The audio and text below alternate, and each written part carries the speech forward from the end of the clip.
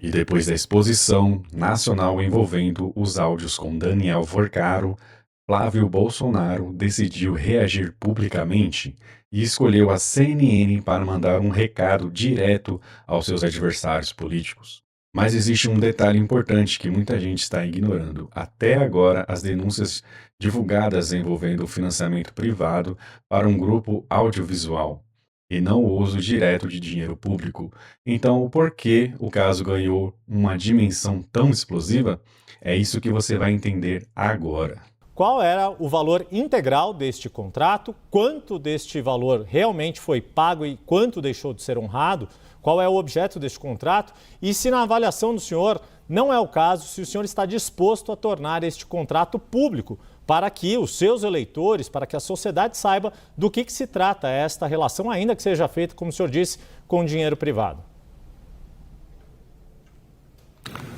Bom, Yuri, eu estou 100% disposto a isso. Agora, é um contrato nos Estados Unidos, que ele é gerido por um fundo privado, que tem as regras de compliance, e eu não sei se eles têm esse mesmo entendimento que eu, mas eu acho muito importante, foi isso que eu pedi agora para a equipe que está nos Estados Unidos, para que houvesse uma prestação de contas por parte da produtora, que é quem executava esse contrato. O que eu sei dessa relação jurídica é que havia um orçamento de 24 milhões de dólares, o que foi depositado efetivamente foi algo um pouquinho acima de 12 milhões de dólares, e uma outra quantia, que eu não sei precisar qual valor, foi investida por outros investidores privados. Só para deixar bem claro, Yuri, não tem absolutamente nada de errado com essa produção cultural.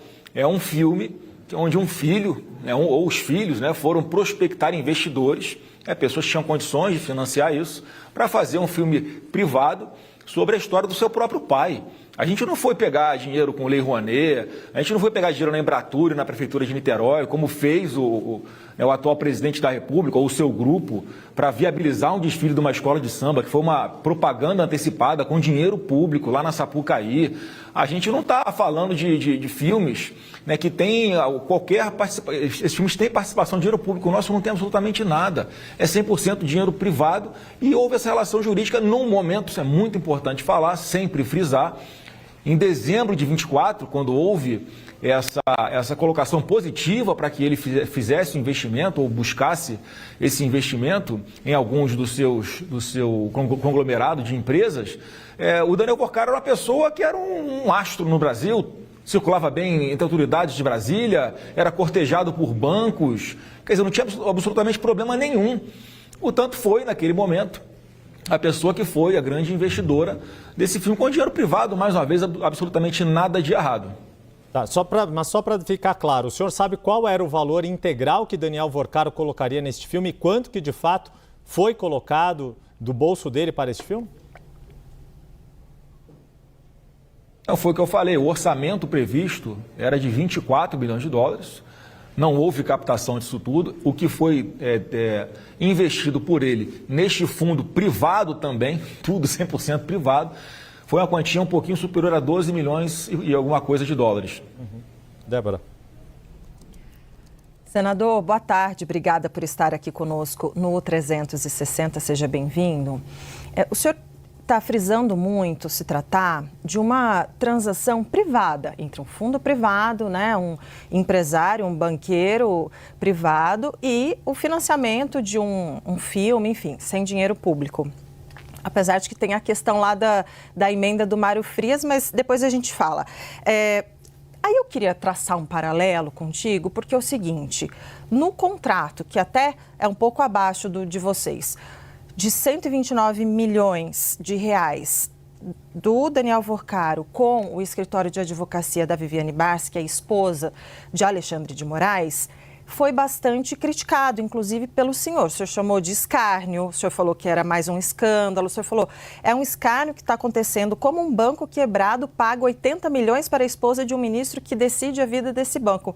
Na verdade, o ministro Alexandre de Moraes, ele não tomou nenhuma decisão, não proferiu nenhuma decisão, não participou de julgamento em relação ao caso Master. E aí eu queria que o senhor fizesse um paralelo, então, Porque essa relação privada aí do filme do seu pai é ok e teoricamente, então, esse contrato do Daniel Worcaro com o escritório de advocacia da esposa do ministro, que não decidiu sobre o caso, é um escárnio e um escândalo?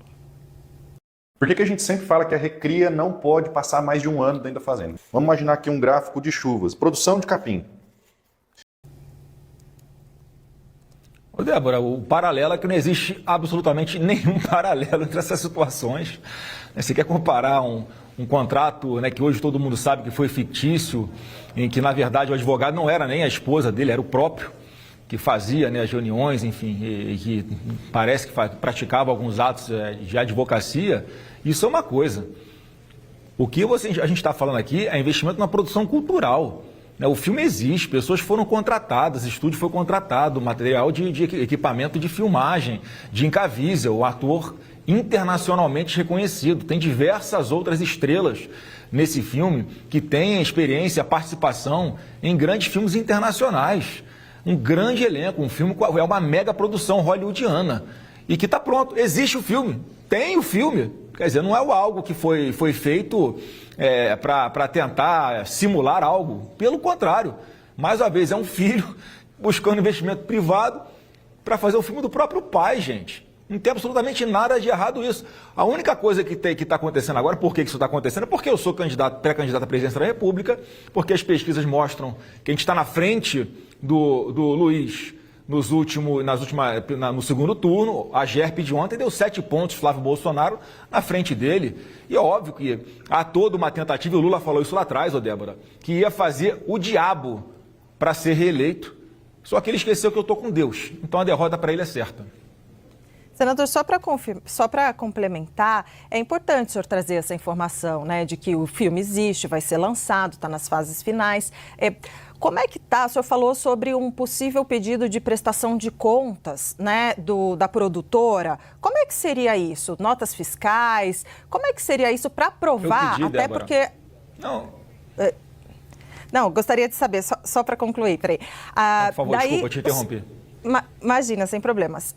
Daí eu gostaria de saber como é que vai ser isso, né? Se seria interessante uma prestação de contas, porque a gente até trouxe aqui no 360 que a Polícia Federal quer saber se o dinheiro do Daniel Worcaro foi mesmo para o filme ou foi para outros fins. Então, acho que essa é a questão, né? Que por mais que o filme exista e vai ser lançado, inclusive, mas queria saber em relação... se tem como comprovar que todo esse recurso foi, de fato, ali com as despesas da produção. Sim, Débora, tem como comprovar.